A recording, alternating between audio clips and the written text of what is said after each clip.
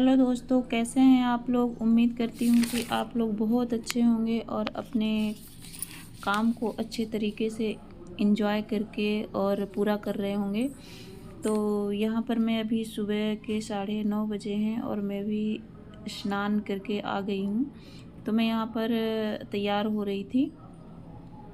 तो आज आपसे मतलब कुछ गृहस्थी के बारे में बात करेंगे, जो हम लेडीज़ों के लिए बहुत आवश्यक होती है।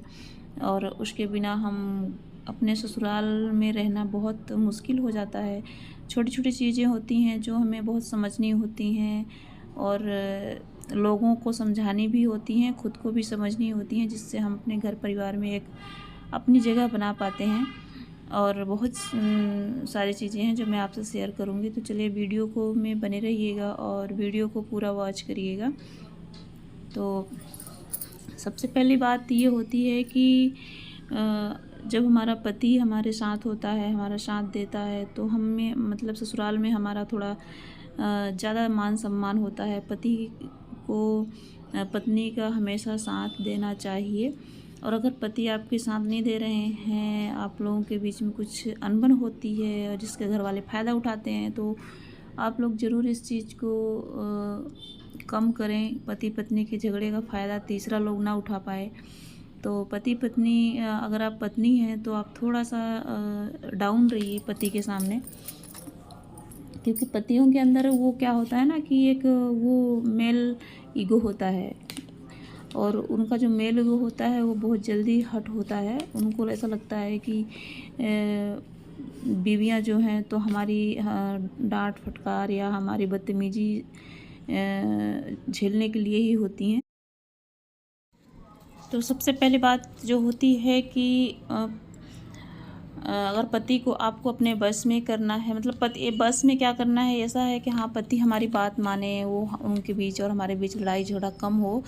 तो सबसे पहले तो आप पति के सामने ससुराल वालों की बुराई नहीं करें, बिल्कुल भी ना करें। क्योंकि ससुराल वाले कितने भी बुरे हों और पति सब कुछ जानता है कि कौन गलत है कौन सही है, फिर भी वो कभी आपके मुंह से अपने माँ बाप या बहन की बुराई नहीं सुन सकते हैं। बहुत ही कम होता है जहाँ पे मेन लोग अपने घर वालों की बुराई सुन लेते हैं। वो बहुत अच्छे समझदार पति होते होंगे तो वो सुन लेते हैं, लेकिन ज़्यादातर लोग ऐसे होते हैं 85-90% लोग की नहीं सुन पाते हैं। तो आप पति के सामने बिल्कुल भी घर वालों की बुराई ना करें। और आपको कोई बात उनके बारे में बोलनी है जो आपको अच्छी नहीं लगी है, तो आप मतलब जब पति आपके साथ अकेले में हों और अच्छे मूड में हों, तो आप अपनी आवाज़ को डाउन करके बोलिए, धीरे बोलिए, चिल्ला के ज़ोर से चीख के बिल्कुल भी नहीं बोलना है। अगर आप ऐसा करती हैं तो बिल्कुल ये आदत आप छोड़ दीजिए, नहीं तो पति लोग चीखने चिल्लाने से कोई नहीं सुधरता है। आज तक जो भी कहते हैं ना कि प्रेम से सब कुछ पाया जा सकता है, लेकिन चीखने चिल्लाने से बल्कि लोग दूर ही होते हैं। तो वही होता है, अगर पति पत्नी के बीच में लड़ाइयाँ होती हैं तो ये बहुत बड़ा एक ये रीज़न होता है कि हम घर वालों रीज़न होता है कि हम अब घर वालों के कुछ चीज़ से गुस्सा होते हैं और पति को बताते हैं और फिर इससे धीरे धीरे हमारी लड़ाई चालू हो जाती है।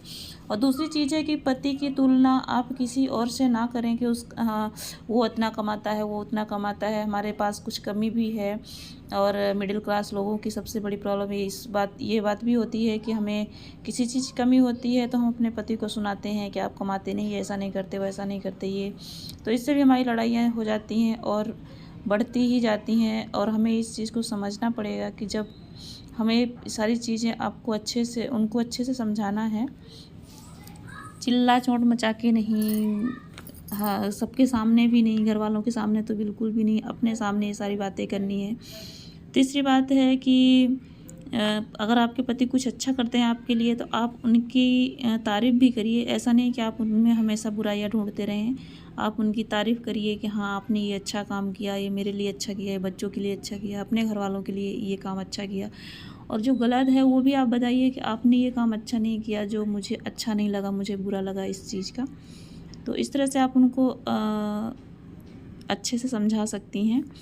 और पति के मनपसंद का खाना बनाइए कि पति क्या होता है ना कि पतियों को खाना खाना बहुत पसंद होता है। कहते हैं ना, पति के दिल का रास्ता पेट से होकर जाता है।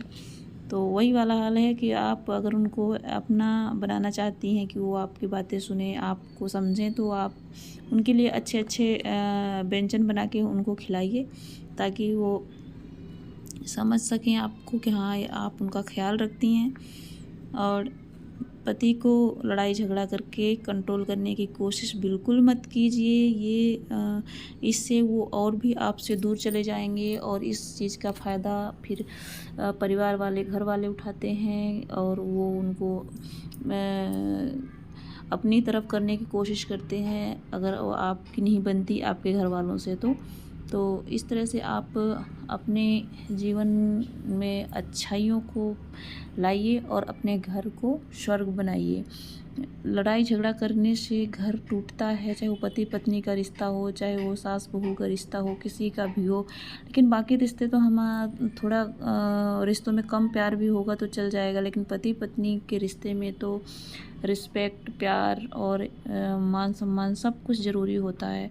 तभी हम इतने लंबे दिनों तक एक इंसान के साथ रह सकते हैं, नहीं तो ज़िंदगी काटना बहुत मुश्किल हो जाता है। तो ये थी दोस्तों आप लोगों से मेरी जो मैं कर पाई, और ये सारी बातें मैं अपने एक्सपीरियंस से बता रही हूँ। मुझे शादी को 15 साल हो गए हैं, और मैं अब जाके मेरे साथ भी बहुत मेरे और मेरे पति के बहुत झगड़े होते थे, और अब जाके धीरे धीरे मैं उन चीज़ों को समझ पाई हूँ जो मैं आप लोगों को समझा रही हूँ। तो और यहाँ पर मैं अपने बच्चे को पढ़ाई करवा रही थी जो 3rd क्लास में है, और इसके बाद प्रेस करना था साड़ी में, तो मैं प्रेस करने बैठ गई। उसके पापा आ गए तो वो उनको होमवर्क कराने लग गए बच्चों को, तो मैं प्रेस करने बैठ गई। और अगर आप मेरे चैनल पे नए हैं तो प्लीज़ दोस्तों चैनल को सब्सक्राइब कर लेना, और वीडियो को ज़रूर लाइक करना एंड शेयर भी कर देना। आप लोगों के सपोर्ट से ही हम वीडियो बनाने में हमारा जो है मन लगता है, क्योंकि वीडियो बनाना कोई आसान चीज़ नहीं है। जब अच्छे अच्छे कमेंट और लाइक आते हैं तो लगता है कि चलो हम कुछ अच्छा कर रहे हैं, तो लोग हमें ज़रूर सपोर्ट करेंगे। तो मैं और भी ऐसी बातें बहुत सारी आपके साथ शेयर करूँगी जो ज़िंदगी में ज़रूरी होती हैं। तो प्लीज़ आप लोग मेरे चैनल को सब्सक्राइब करके रखिए, और जब भी मेरी बेल आइकन को ज़रूर दबा लेना, ताकि मेरी नोटिफिकेशन आपको पहुंच जाए। तो इस तरह से होता है सुबह से शाम तक पूरा काम जो आपको मैंने अभी दिखाया अपने रूटीन का। और यहाँ पे मैं चादर फोल्ड कर रही थी, जो प्रेस करी थी, नीचे बिछाई थी ना, वो चादर मैं फोल्ड कर रही थी, फोल्ड करके रख दूँगी। और आप लोगों का बहुत बहुत धन्यवाद वीडियो को यहाँ तक देखने के लिए। अगर आपको भी कुछ अच्छा लगा हो तो लाइक ज़रूर